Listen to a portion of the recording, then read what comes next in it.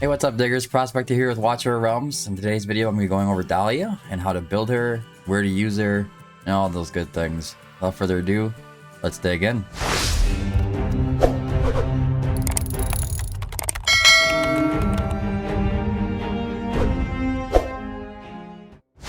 Alright, so this is basically like a hero overview. I'm sure a lot of you have already seen plenty of hero guides for her, but this is my version of it.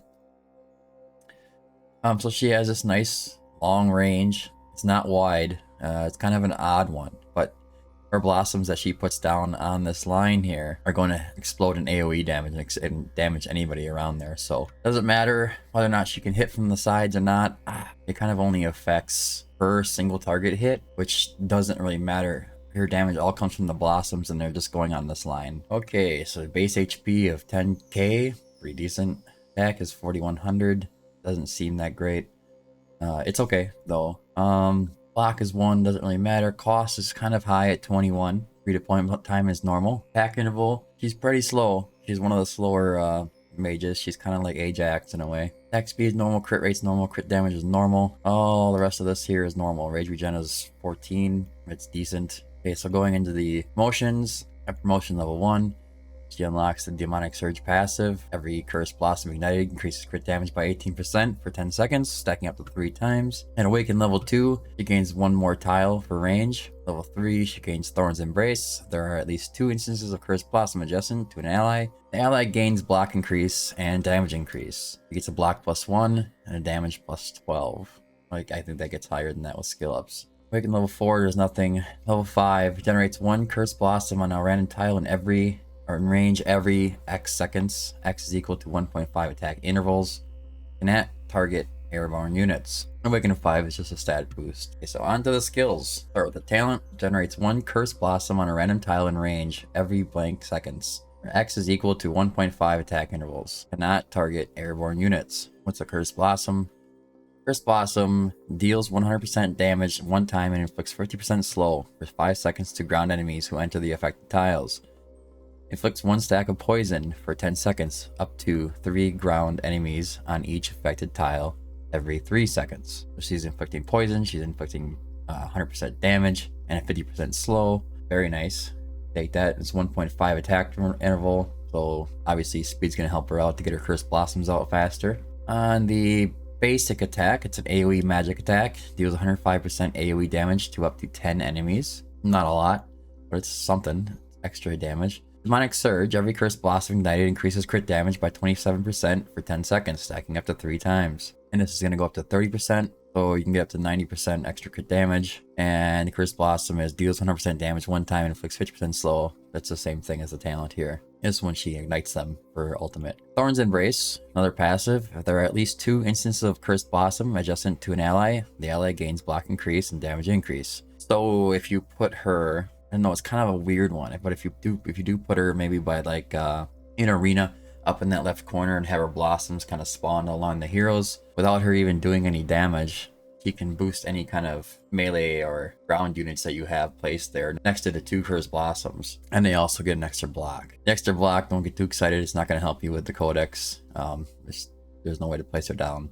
All right, on the ultimate, it's a 900 cost. Start out with 500, lasts for 10 seconds. When activated, increases the hero's damage by 20% for 10 seconds. During the skill effect, the hero's basic attack prioritizes igniting 1 existing Cursed Blossom with enemies around, dealing 220% AoE damage to up to 8 nearby enemies and inflicting slow and 2 stacks of poison. The slow is minus 50%, so it's not the largest like Mari, it's just a 50%, but slow is slow. And the poison is 5% continuous magic damage per second, stacking up to 10 times.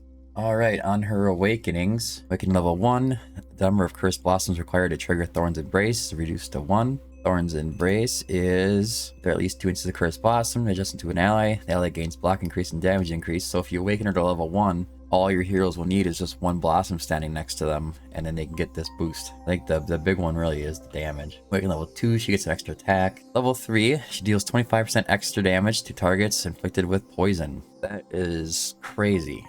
She's going to be inflicting a lot of poison, and if you bring somebody else that's poisoning, she's just getting a straight up 25% damage boost, which is nutty. Awaken level 4, she gets cost -2, that'll bring her down to 19. Awaken level 5, First Blossom also inflicts the same amount of damage and slow effect to enemies who leave the affected tile. Alright, now for gear. The Soulbond Arcana set is going to be number 1. It's going to be like your endgame set on the right side. Warlord going to be your endgame set on the left side. And I'm going to go ahead and build her just like that right now. Taking gear from whoever I want. All three slots, if you have crit and crit damage on the substats of your Soulbond pieces, I would say attack bonus on all 3. If you do not, I would say putting one of them with crit damage might be better for you.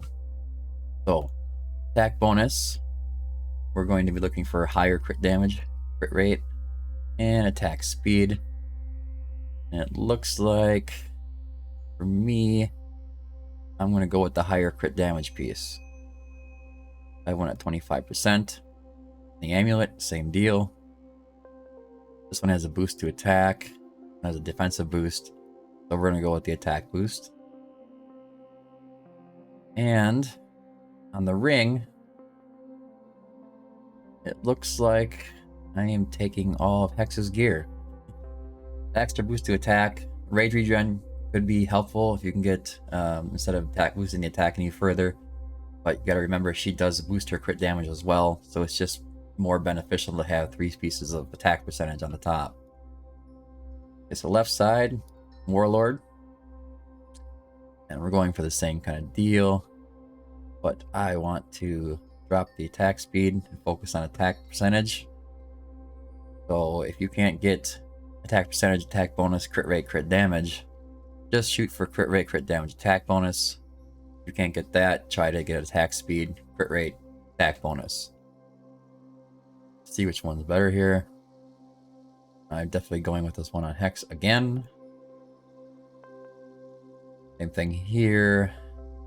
Crit rate, crit damage 29%, 25% attack. You're tuned with this HP bonus, but I'm gonna go with the higher damage interval. She stays pretty safe. And that will give you your stats for having her gear on and Soulbond Arcana. And this is kind of ideal.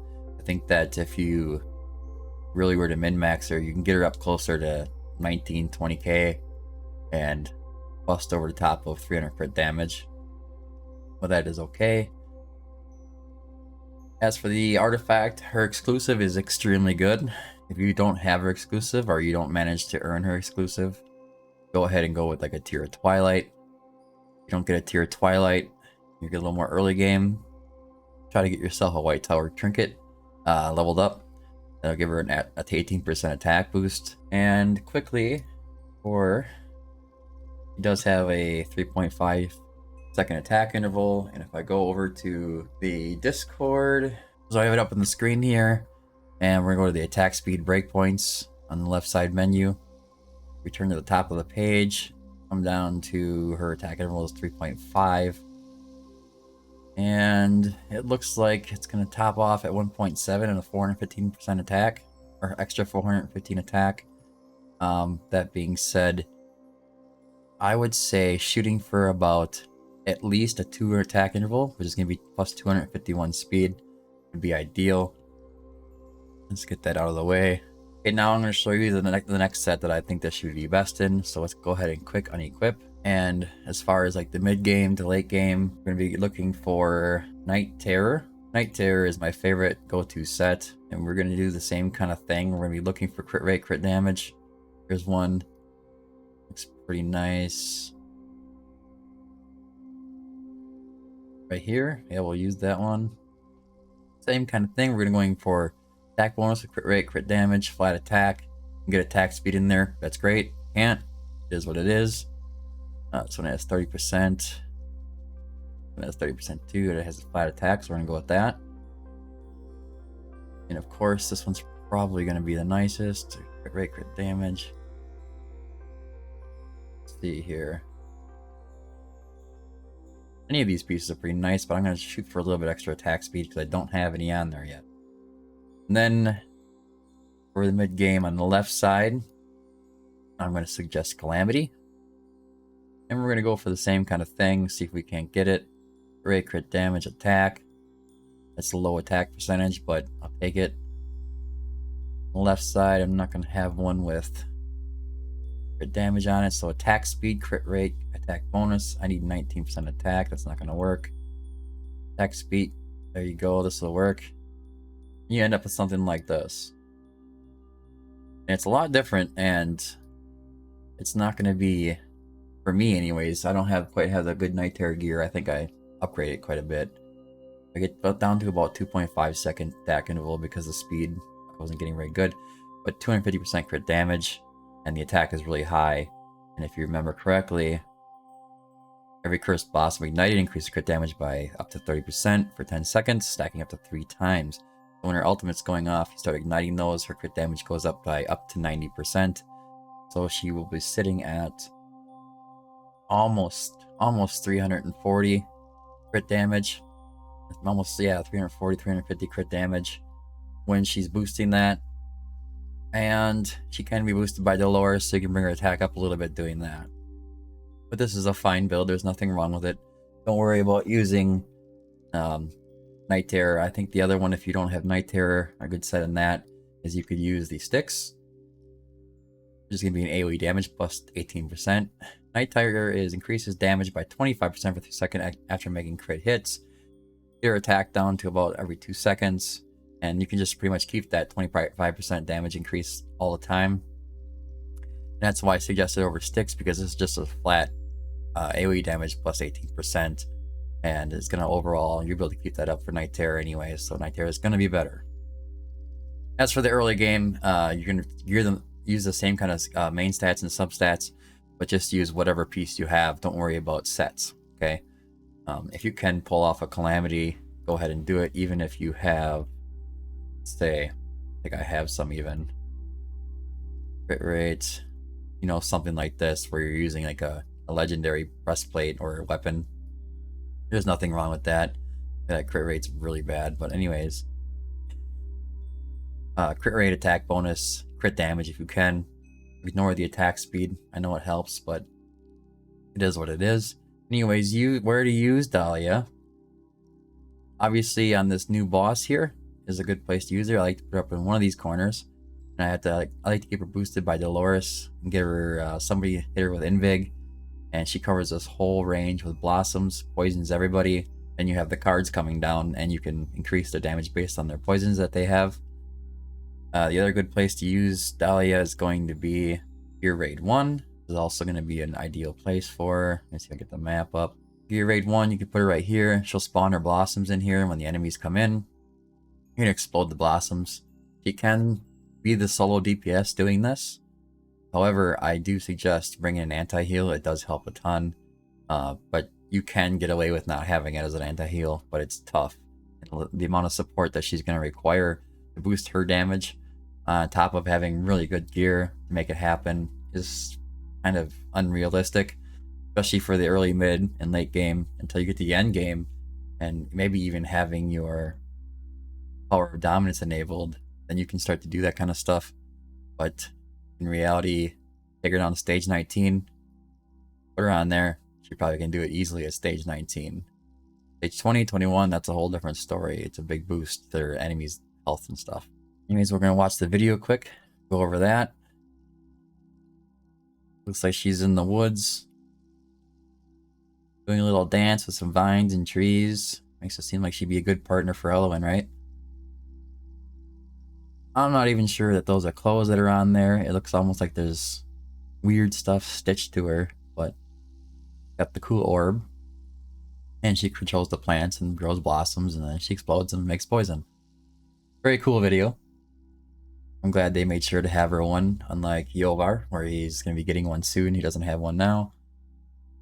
And I believe that's it for the video. Thanks for tuning in. Don't forget to like and subscribe if you found this helpful. Until next time, keep digging.